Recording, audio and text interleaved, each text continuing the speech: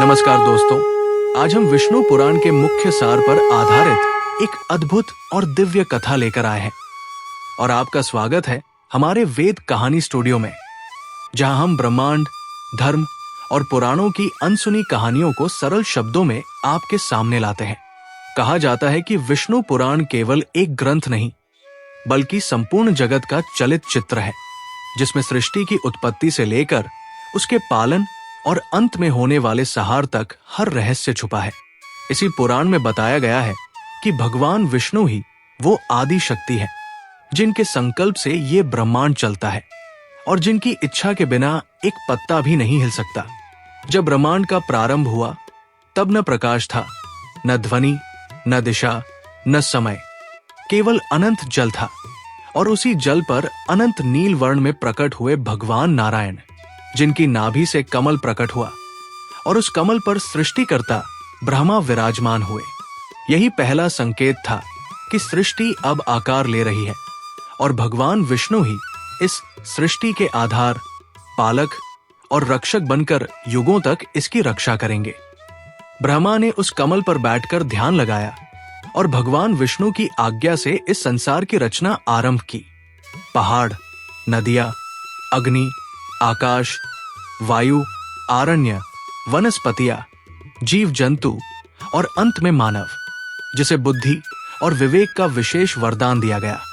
विष्णु पुराण बताता है कि मनुष्य का जन्म केवल जीवन जीने के लिए नहीं, बल्कि धर्म, कर्म और सत्य के मार्ग पर चलते हुए मोक्ष की ओर बढ़ने के लिए हुआ है। और जब जब मनुष्य इस पथ से भटकता है, जब जब अधर्म बढ़ता है और संसार संकट में आता है, तब भगवान विष्णु स्वयं अवतार लेकर उसकी रक्षा करते हैं। इसी पुराण में श्रीहरि के दशावतारों का विस्तार से वर्णन मिलता है। जब धरती असुरों के अत्याचार से कांपने लगी, तब भगवान का पहला अवतार मत्स्य रूप में प्रकट हुआ और महाप्रलय के समय मनु और वेदों की रक्षा कर उन्हें सुरक्षित स्थान पर पहुंचाया। फिर कूर्म अवतार लेकर उन्होंने समुद्र मंथन में मंदराचल पर्वत को अपनी पीठ पर धारण किया, ताकि देवताओं और दानवों को अमृत प्राप्त हो सके। उसके बाद वाराह रूप में उन्होंने पृथ्वी को हिरण्याक्ष के अत्याचार से बचाया, उसे अपने दांतों पर उठाकर पुनः ब्रह्मांड में स्थापित किया। ये दृश्य ही बताता है कि विष्णु पुराण केवल कथा नहीं, बल्कि कर्तव्य, त्याग और संतुलन का संदेश है। नारसिंह अवतार में भगवान ने भक्त प्रहलाद की रक्षा के लिए उस रूप को धारण किया, जो न मनुष्य था न पशु। ये बताता है कि धर्म की रक्षा के लिए वो किसी भी रूप में आ सकते हैं। वामन अवतार में उन्होंने राजा बलि के घमंड को शांत करके ये संदेश दिया कि शक्ति चाहे जितनी बड़ी हो, यदि अहंकार से भर जाए तो विनाश निश्चित है। फिर परशुराम, श्रीराम, श्री कृष्ण और बुद्ध जैसे अवतार लेकर उन्होंने युग युग में धर्म की स्थापना की और सिखाया कि संसार का मूल आधार सत्य, प्रेम, करुणा और कर्तव्य ही है। विष्णु पुराण केवल अवतारों की कथा नहीं सुनाता, बल्कि ये भी बताता है कि सृष्टि चक्र अनादि और अनंत है। सृष्टि बनती है, बढ़ती है, खिलती है और फिर समय आने पर संहार होता है और इसके बाद वही चक्र पुनः आरंभ होता है। इसी चक्र में जीवन और मृत्यु दोनों एक ही सत्य के दो पहलू हैं। पुराण में यह भी बताया गया है कि संसार की हर चीज 3 गुणों सत्व, रजस और तमस से बनी है और मनुष्य का मन इन गुणों के अनुसार चलता है। जब मन सत्व गुण से भरा हो, तो मनुष्य का मार्ग सत्य, धर्म और ज्ञान की ओर जाता है, लेकिन रजस गुण उसे इच्छाओं और भौतिक सुखों की ओर ले जाता है, जबकि तमस गुण उसे अज्ञान, क्रोध और आलस्य के दलदल में धकेल देता है। इसलिए पुराण सिखाता है कि मनुष्य को अपनी बुद्धि और विवेक से स्वयं निर्णय लेकर ये चुनना चाहिए कि वो जीवन किस दिशा में ले जाना चाहता है। विष्णु पुराण में परिवार, समाज और राष्ट्र की व्यवस्था को भी समझाया गया है। इसमें कहा गया है कि यदि समाज धर्म पर आधारित हो, राजा न्यायप्रिय हो, जनता कर्तव्यनिष्ठ हो और विद्वान मार्गदर्शन करते रहें, तो संसार में समृद्धि और शांति बनी रहती है। लेकिन जब लोभ, क्रोध, अनैतिकता और अधर्म बढ़ता है, तब समाज का संतुलन बिगड़ जाता है।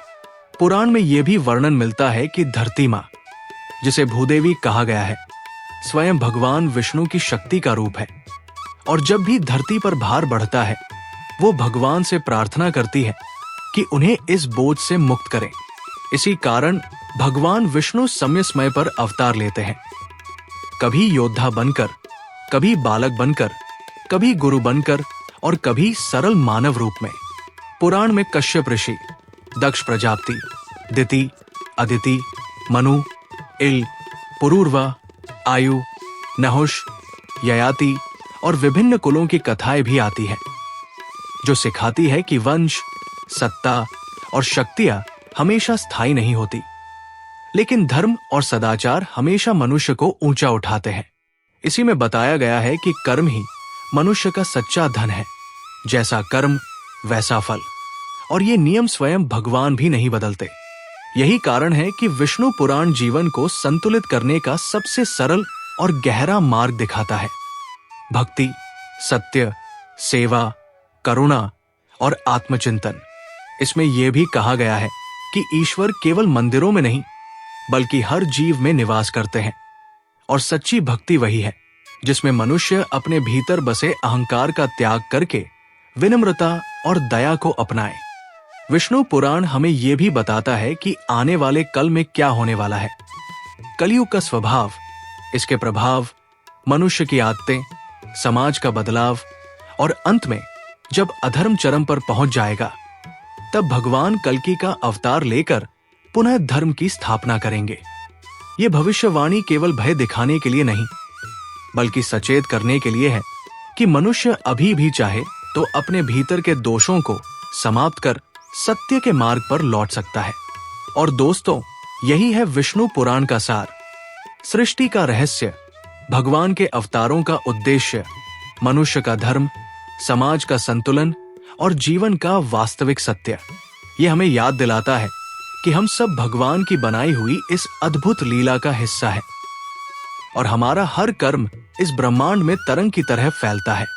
इसलिए हमें ऐसा जीवन जीना चाहिए जो न केवल हमारे लिए बल्कि संसार के लिए भी कल्याणकारी हो।